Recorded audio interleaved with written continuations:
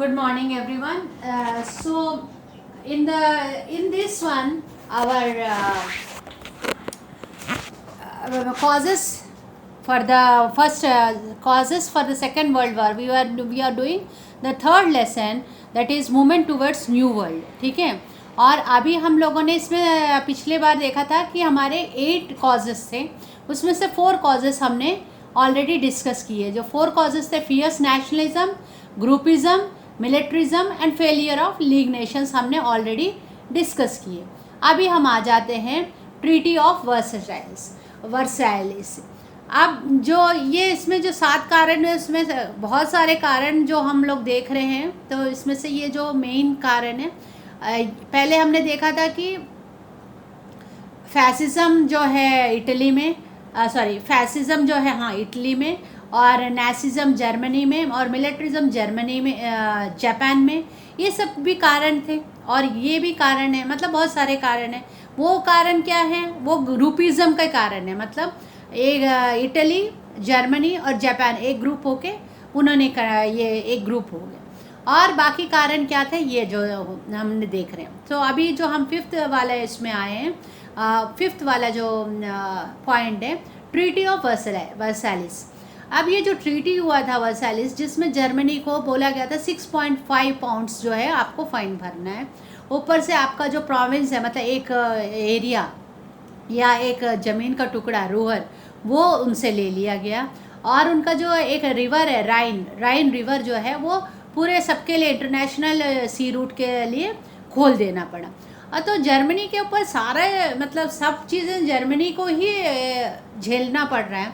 तो नेचुरली जो किसी को भी अब ज़्यादा दबाओगे तो वो प्रोटेस्ट करेगा ही.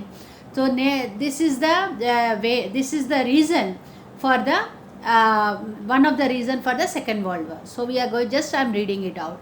The Treaty of Versailles got its form in the Paris peace process at the end of the World War. Since Germany was found responsible for the war, it had to pay 6.5 pound as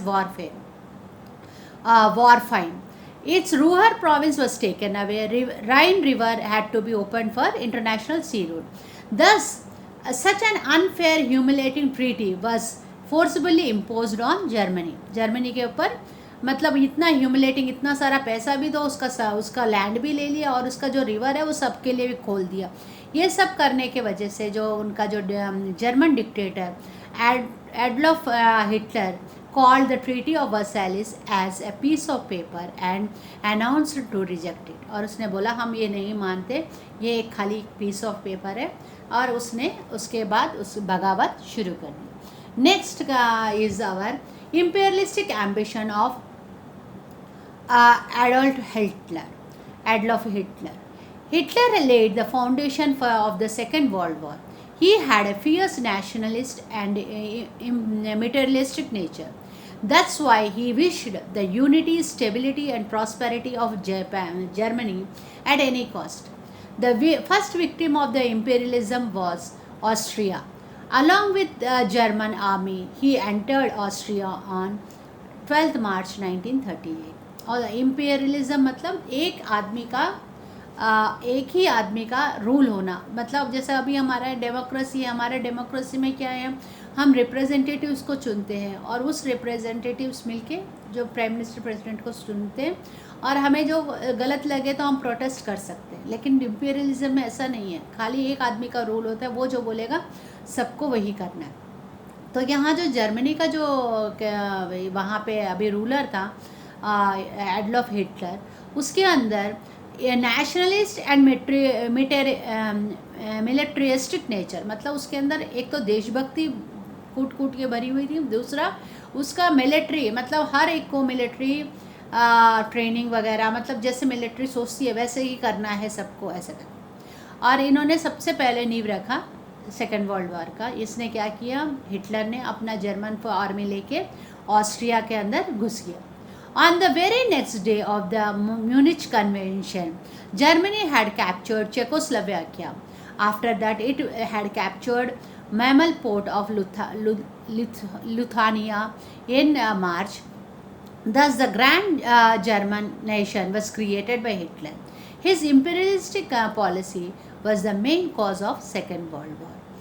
तो मुनिच convention मतलब वहाँ एक conference होने वाला था, उसके conference हुआ मुनिच convention, मुनिच मतलब एक जगह का नाम है मुनिच, और वहाँ पे कॉन्फ्रेंस हुआ। उसके अगले दिन उन्होंने क्या किया, पहले चेकोस्लोवाकिया उसको कैप्चर किया, फिर उसके बाद मैमल पोर्ट ऑफ दूसरे देश का लुथानिया का मैमल पोर्ट वो कैप्चर कर लिया, और इतना ये सब कैप्चर ऑस्ट्रिया चेकोस्लोवाकिया का पूरा कैप्चर कर लिया, और लुथानिया का एक पोर्ट कैप्चर किया। ये सब कैप्चर करके अपना बड़ा सा देश बना लिया उसने, और मतलब उस अब इतना बड़ा देश हो गया तो वो नेचुरली पावरफुल हो गया। His imperialist policy was the main cause of the second world war. और उसके यही इम्पीरियलिस्ट मतलब ओनली वन मैन्स आर्मी का, मतलब एक ही आदमी का सोच, एक जो वो बोलेगा सही करना वही करना है, ये सब चीज़ के वजह से जो है सेकेंड वर्ल्ड वॉर का नींव रखा गया।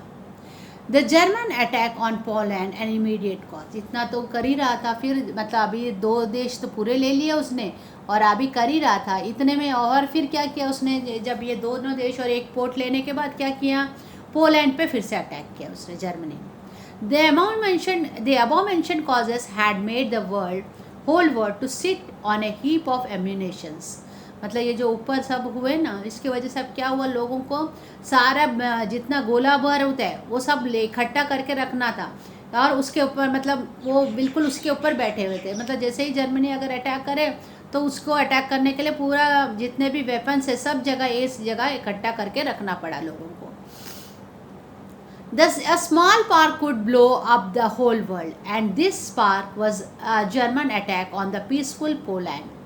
जो पोलैंड जो किसी चीज़ में इन्वॉल्व नहीं था, कोई वॉर में भी इन्वॉल्व नहीं हुआ, अपने देश में चुपचाप बैठा हुआ था, उसको जाके इसने पोलैंड ने अटैक कर दिया, उसको ऑक्यूपाई करने की कोशिश की। Thus the World War II had begun. Britain and France wanted Germany to stop the war immediately, but Germany ignored the warning. Hence, Britain and France plunged into this war. Consequently, the war spread in the entire world. जो Poland एक जो शांत एक दो peace loving nation था, उसको जाके Germany ने अटैक किया। जब जर्मनी ने अटैक किया तो नेचुरली उसने वो भी तो चुप नहीं बैठेगा ना, वो अपने फ्रेंड्स को कांटेक्ट किया। तो ब्रिटेन और फ्रांस जो है उसने उसको चेतावनी दी जर्मनी को, तुम वापस चले जाओ, नहीं तो अच्छा नहीं होगा। लेकिन उसने कुछ सुना नहीं, तो ब्रिटेन और फ्रांस भी अब इस वॉर में आ गया, और पूरे वर्ल्ड में सेकेंड वर्ल्ड वॉर का शुरू हो गया। वर्ल्ड वॉर 2 एंड आउटलाइन, मतलब वर्ल्ड वॉर 2 का अभी आपने जो है रीजंस पढ़े, अब वर्ल्ड वॉर 2 शुरू कैसे हुआ, ख़त्म कैसे हुआ, एक आउटलाइन मतलब पूरे इसका एक संक्षिप्त रूप से आप देखना चाहो तो क्या क्या हुआ देखते हैं। With the commencement of World War II, the world was again divided into 2 groups. पहले भी हमने देखा था वर्ल्ड वॉर 1 में भी 2 ग्रुप हो गए थे, अब वर्ल्ड वॉर 2 में भी वैसे ही 2 ग्रुप हो गए। On one side, the group of allied nations led by England and France. On the other side, there was the axis of nation comprising Germany, Italy and Japan. अब 2 group में पहले जो बाकी पूरा वर्ल्ड एक तरफ हो गया, और जर्मनी, जापान और इटली एक तरफ हो गया। Besides these, some other factors with war-driven mentality had entered to this. Japan attacked American Navy at Pearl Harbor. और ये सब करते करते फिर जापान ने क्या किया, अमेरिका का पर्ल हार्बर अटैक किया। अब पर्ल हार्बर अमेरिका तो इन्वॉल्व था ही नहीं, लेकिन इसने जापान ने जाके अमेरिका का जब पर्ल हार्बर अटैक किया तो उसने as a result America gave up its neutral stand and retaliated. तो तुरंत अभी तक क्या है, वॉर में घुसा ही नहीं था अमेरिका, भाई वो न्यूट्रल है ना, हम इस वाले तरफ है ना उस वाले ग्रुप में, अलग से बैठे हुए थे। लेकिन ये जर्मनी ने जापान ने जाके जैसे ही पर्ल हार्बर अटैक किया तो वो तो चुप थोड़ी बैठेगा। It joined allied Nations and दस making it stronger. When the war was going on full swing, America dropped atom bombs on 2 Japan cities, Hiroshima and Nagasaki, in order to stop Japan from moving any further. अब जैसे ही उन्होंने वो allied Nations के साथ join हुआ, मतलब Germany और sorry America और अमेरिका जो है, इंग्लैंड और फ्रांस, ये बाकी नेशंस के साथ ज्वाइन हुआ इन लोगों के खिलाफ। और क्या किया, जब फुल स्विंग में था वर्ल्ड वॉर, अमेरिका ने जाके जापान के 2 कंट्रीज हिरोशिमा और नागासाकी पे जाके एटम बम गिरा दिए। 1,24,000 Japanese citizens lost their lives and there was absolute destruction. Japan surrendered on 11th August 1945. The World War came to an end. और ये जो एटम बॉम्ब डालने की वजह से जो है आपका वॉर एकदम ख़त्म सा हो गया, क्योंकि क्या है, जापान के इतने लोग मर गए और फिर उन्होंने, जापान ने जो सरेंडर कर दिया। जैसे ही आप वो 3 नेशंस थे, कौन, जर्मनी, इटली, जापान। जापान ने जैसे ही सरेंडर किया तो पूरा वर्ल्ड वॉर जो है वो एक एंड में आ गया। So this is the outline of world war. So we will be completing till this today. Then we will be doing next video effects of World War II, immediate effects जो है next वाले में करेंगे. Okay, thank you and have a nice day.